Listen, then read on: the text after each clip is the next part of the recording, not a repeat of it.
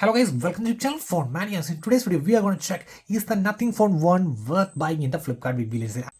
So guys, those who have super coins in the account, then they could make use of the purchase of Nothing Phone 1 or the estimated fee, because you could only need to pay just 4,000 rupees in cash, and remaining entire amount can be paid with super coins only for the estimated fee as well as Nothing Phone 1. So that's really great for those who have super coins in balance for their Flipkart account. So guys, let's start from the build and design of the Nothing Phone 1. So if you ask me, is this phone just worth 30k, then I would say it is worth around 40k for the build and design, or even I would say nearly 50-45k for the build and design, because actually this feels like a premium. I am holding an iPhone 12 or something like that, because you can see this is aluminum frame, glass back, and with Corning Gorillaz 5 protection. And you can see this actually the thickness would be 8.3 mm thickness, and it is evenly distributed. You can see 194 grams weight for the phone, and it is also IP53 rated, not IP68-1. It is IP53 rated, and it do also have the fancy glyph interface, which make use of flip to glyph feature. That means if the phone is in normal mode, currently my phone is in normal mode, but I just need to turn on the flip to glyph and just put the phone like this. Now you can see my phone will be in silent, and whenever I receive a notification or a call, just this one blinks. That's the main use. Then you have a charging indicator which shows the charging against on. That's also a really nice thing. Then the uniqueness of the phone, actually at a glance itself you could notice that this is obviously the Nothing Phone 1, because it's a unique in terms of look. In the videos of Jerry everything actually just pulls off the back case, everything, and testing the durability and all. So the exact look after removing the back panel is the same with the Nothing Phone 1. So it is a matter of love or hated design. So I just love this design, but what I just hate is the in-hand feel of the phone is not really good, because actually it feels like I'm holding glass piece in my hand. Actually in-hand feel is really bad, because if the in-hand feel need to be nice only when this back glass just curved to the aluminum frame, but actually this feels like I'm holding iPhone 12, and you can see the phone just sits like this. Let's see. No. Okay, so that's the only one issue. Apart from that, everything is nice. Then we also get the glyph features and all. And now let's talk about displays. So this is the Nothing Phone's 1 display, 6.55 inch, and thing you need to notice, actually it is got even bezels on the entire top, bottom, left, right. It has got evenly bezels. That's a really nice thing. And then it has got the OLED displays, 120 Hz of refresh rate, really smooth. See, and also HDR10 plus support also is there. And let's play back a video. So guys, this is the Nothing Phone 1, 1080 into 2400, 402 ppi. And if you ask me at a glance, the color seems to be really nice. But actually, if you ask me, if I compare with the Vivo, IQ, Realme and all, actually the colors are not as vibrant as the Vivo, IQ and Realme. Actually, the colors seems to be vibrant, but not as vibrant as Realme, IQ and all. But actually, if at a glance, the viewing angles are excellent. Color reproduction is really nice, because it has got 1 billion color reproduction. So everything is nice. But if you are a really fan of vibrant colors, then I don't think this would be perfect for you. But in terms of the overall display quality and viewing angles, it's an yes from me. Okay, now let's check the audio on the Nothing Phone 1. Let's play music.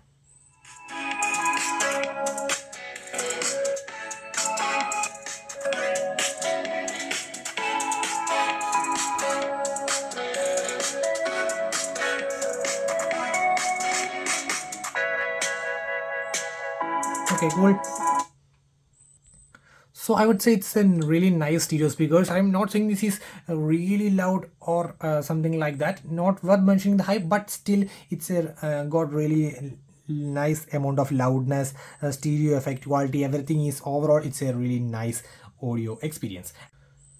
So guys, next is the cameras. So 50 MB dual cameras. Actually, it avoid the gimmick of just 2 MB macro and all. So that's a really good thing. So 50 MB main camera is a Sony IMX766, then a 50 MB ultra wide. And the main thing is the reliability between two photos. So usually if I have the IQ Neo 6, Vivo V25 Pro, Realme GT2, actually the main issue I faced is the reliability. Actually, if I take a shot on 1x, then the shots are really nice. but instantly if I switch to ultrawide, then the shot seems to be out of quality. That means the detailing is not there, because the main camera would be 48, 50 MB, 64 MB, but the ultrawide would be just 8 MB. That's the major issue of those phones, but because it can't get the reliability of ultrawide as well as the normal. But in this phone, both of these two cameras are the 50 MB main camera, so both these photos from these 1x as well as 0.x are perfectly same. Actually minor difference can be seen, but it's a good reliable photos from those of them. And let me show you the camera modes really quick. Actually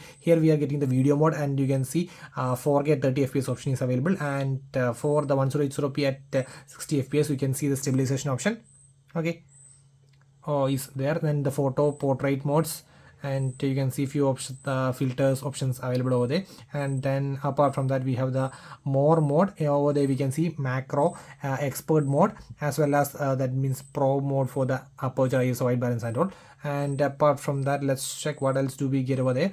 And we get the time lapse as well as pano. Let's check the camera samples for a quick reference. So let me show you a few of the camera samples which I have taken on this phone. So starting off from the close portrait, you can see yes, the close portrait is really nice, no issues.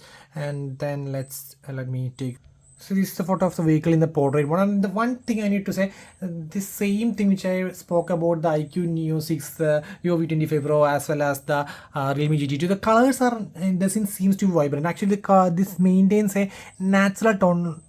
Actually I would say it's an iPhone like processing, because iPhones mainly concentrate on the natural tones rather than the vibrant colors. So exact thing happens over there, but output seems to be really in detail and all, no issues with that. And you can see a struggling situation which light directly comes over there, and still it has maintained good amount of detail and all. So that's also really nice pic. And this is a close-up shot, and actually you can see the blur is also nice, the edge detection are nice.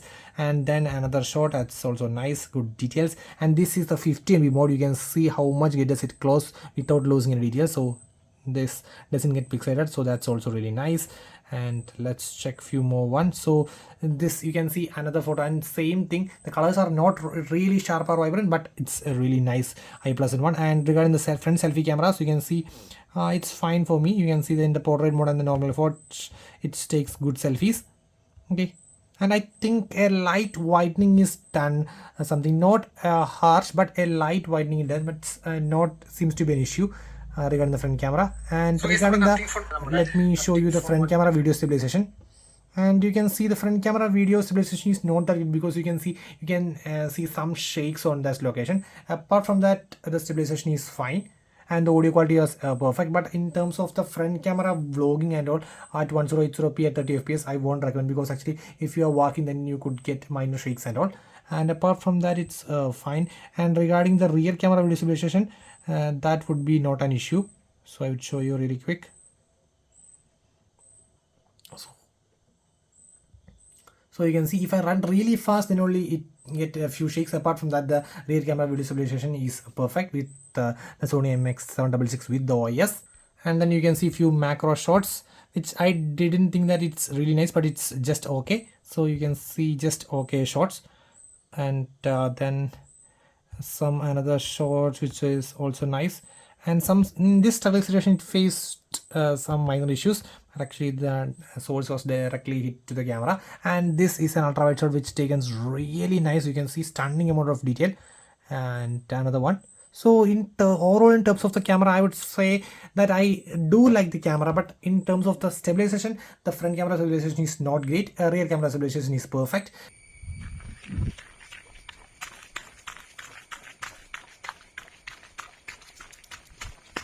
So guys, nothing phone one front camera video 1080p at 30 fps, and you guys can see as I'm walking a bit fast, you can see the stabilization is not good. But let me look at a struggling situation where the light comes from behind. Yeah, it manages good, but the stabilization is just average stabilization for the front camera.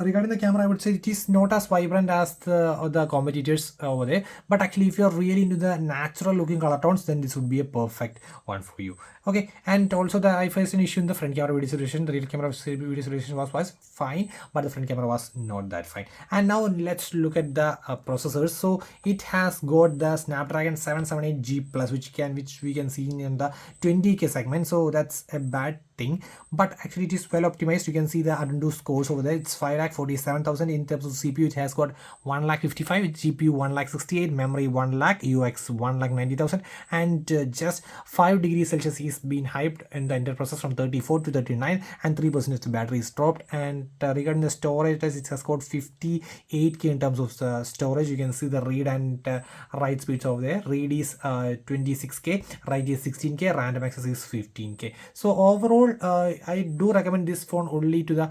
multimedia users, not for gamers. Actually, for gamers, I would either recommend Realme GT Neo 3T, which is the latest from the Realme, or iQOO Neo 6, or the Realme GT2 would be fine. So 870 888 would be perfect for the gamers.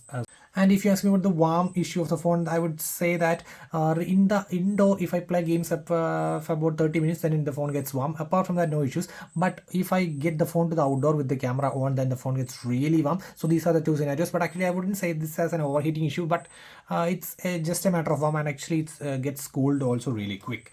So next is another issue which I faced on the phone, that's regarding the face recognition. Actually, I would say in face recognition, I would just rate this phone just 5 out of 10, because the recognition registration is too slow. We need to adjust the phone like you should do all the way like this, and for the recognition also you should adjust your face a bit for the recognition. So in terms of the face recognition, it is bad, but in terms of the fingerprint scan, it's perfect, no issues. As you can see, really snappy, no issues. But the face recognition need to be improved, but actually it can be done with the help of just software, because it's a matter of just software updations. With the software updation, it might be get better. And regarding the UI, actually it's a really neat and clean UI, like a Pixel phone and all. But actually the thing is, it is very minimalized in terms of the features. Like it doesn't have this app lock, app hide, such of the fancy features, just a fancy features, assistive buttons, no sort of such fancy features available. Just the basic set of features which you could expect from a Google Pixel phone is available. So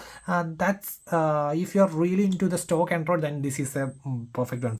So next is regarding the battery and charging. So 4500 mAh plus 33 watt of charging, and the adapter is not included in the box. In the box, you just get some sort of data cables along with some paperwork and the SIM ejector tool. That's it you get from the box. You need to purchase the 45 watt adapter separately with for the nothing, or I would recommend you just purchase a 25 watt adapter from the Samsung and just nearly 1000 rupees. That would be a perfectly fine for me. That would be a universal charger for all the devices at your home. So that's a really good deal. So it's upon you guys. And regarding the battery charging, you could get about 50% in 30 minutes. And regarding wireless, it has got wireless charging, reverse wireless. You could charge your watches and all. Just take your phone and go to the settings. Let me check, is it available battery share? Yes, it's available over here. And now let me put my watch over here.